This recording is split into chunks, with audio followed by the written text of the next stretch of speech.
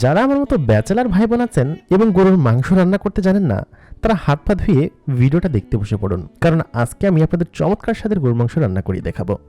সবার প্রথমে আমি এখানে 1.5 কেজি পরিমাণ গরুর মাংস নিয়ে নিয়েছি। প্রথমে চুলায় একটা প্যান দিয়ে তার মধ্যে 1 কাপ পরিমাণ সয়াবিন তেল দিয়ে নিব এবং আগে থেকে কেটে রাখা 1 কাপ পেঁয়াজ কুচি আমরা কড়াইয়ের মধ্যে দিয়ে নিব।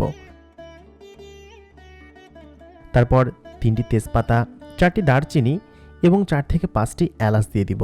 সবার শেষে 7 থেকে 8টি লবঙ্গ এবং 10 থেকে 12টার মতো গোলমরিচ দিয়ে দিব।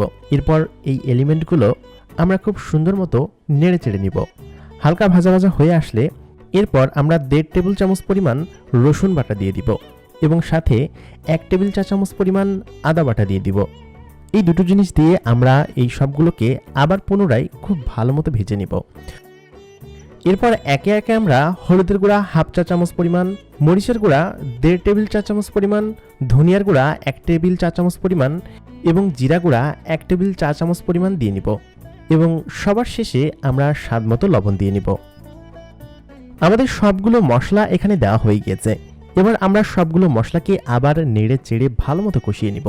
অনেকক্ষণ নাড়াচাড়ার পরে আমরা সামান্য একটু পানি দিয়ে আরও কিছুক্ষণ নাড়াচাড়া দিয়ে কষিয়ে নিব এবং এর পরবর্তী ধাপে আমরা আমাদের আগে থেকে ধুয়ে রাখা এবং পানি ঝরিয়ে রাখা মাংসগুলো এর মধ্যে দিয়ে নিব। এবার মাংসগুলো মশলার সাথে খুব ভালো মতো মিশিয়ে নিব। এই মশলাগুলো মাংসের সাথে মিক্স করার পরে আমরা এটাকে 5 মিনিটের জন্য ঢাকনা দিয়ে ঢেকে দিব। 5 মিনিট পর ফিরে আসলাম। ঢাকনাটা তুলে আমরা দেখব মাংসের গা থেকে অনেকটা পানি ঝরেছে।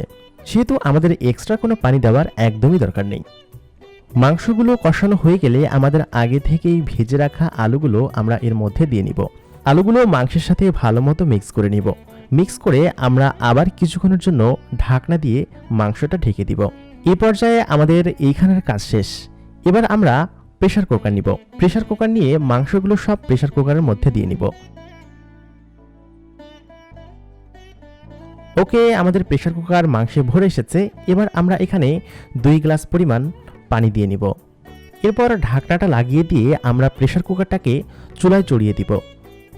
প্রেসার কুকারটা ফুল আঁচে চুলায় চড়িয়ে দিয়ে আমরা 8 থেকে 9টা শীষ দিব এবং ঢাকনাটা খুলে ভেজে রাখা জিরা গুঁড়া আমরা এর মধ্যে দিয়ে ভালো মতো নেড়ে চেড়ে নিব এবং 2 থেকে 3 মিনিট জাল দিব। টানটানান, হয়ে গেছে আমাদের গরুর মাংস।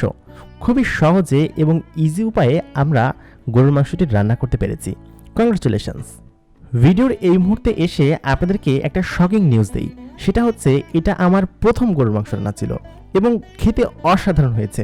তো আশা করি আপনাদের আমার গরুর মাংসের রেসিপিটি পছন্দ হয়েছে। ঠিক আছে, দেখা হবে আমাদের পরবর্তী কোনো এপিসোডে। ততক্ষণ পর্যন্ত ভালো থাকুন, সুস্থ থাকুন এবং রসুই ঘর সাবস্ক্রাইব করুন।